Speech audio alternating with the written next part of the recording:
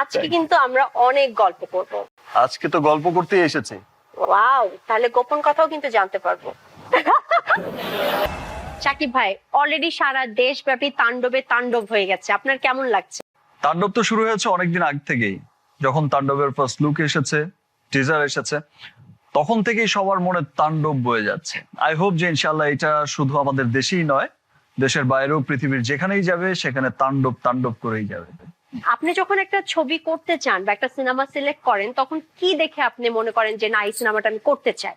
আমি আসলে অনেক স্ক্রিপ্ট বাছি, নট অনলি স্ক্রিপ্ট, আমি এন্টায়ার প্রজেক্টটাই বাছি। যে শুধুমাত্র একটা স্ক্রিপ্ট ভালো হলেই যে সিনেমা ভালো হবে, ব্যাপারটা আসলে তাই নয়।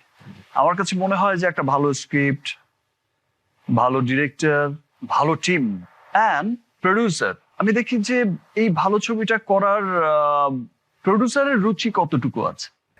এই যে এত বছর ধরে আপনি কাজ করে যাচ্ছেন, অনেক আপস এন্ড ডাউন দেখেছেন, কিন্তু আমি একটা জিনিস খেয়াল করেছি, আপনি কখনো থেমে যাননি, আপনি ট্রাই করেই গেছেন।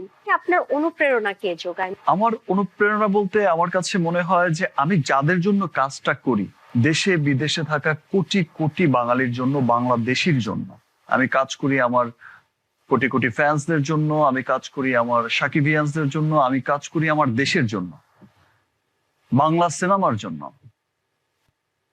আমার কাছে মনে হয় যে এই মানুষগুলো আমার সিনেমা অন্ধের মতো দেখতে যায়। গত ঈদে যখন আমার বরবাদ রিলিজ হয়েছে, আমি এত বছরের জার্নিতে কখনো শুনিনি যে মিডনাইট শো বাংলাদেশে চলে। শুধু ঢাকায় নয়, ঢাকার বাইরে বিভিন্ন জেলার মাল্টিপ্লেক্সে, সিঙ্গেল স্ক্রিনে মিডনাইট শো 15টা 20টা সিনেমা হলে দেখা যায় যে অ্যাট এ টাইম রাত 12টা থেকে 3টা স্পেশাল শো চলছে।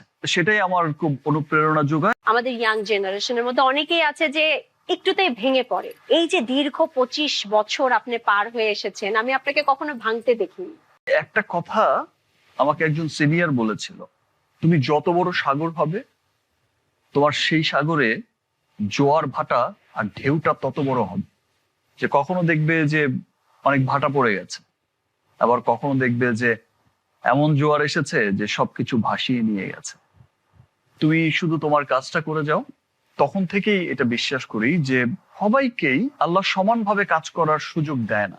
যাকে দেয় তার আসলে ওই লেভেলের পরিশ্রমটাই করা উচিত, হার্ডলি করা উচিত। দর্শক মন্ডলী, এই ছিল আমাদের শাকিব ভাইয়ের সাথে আড্ডা। আশা করছি আপনারা অনেক এনজয় করেছেন।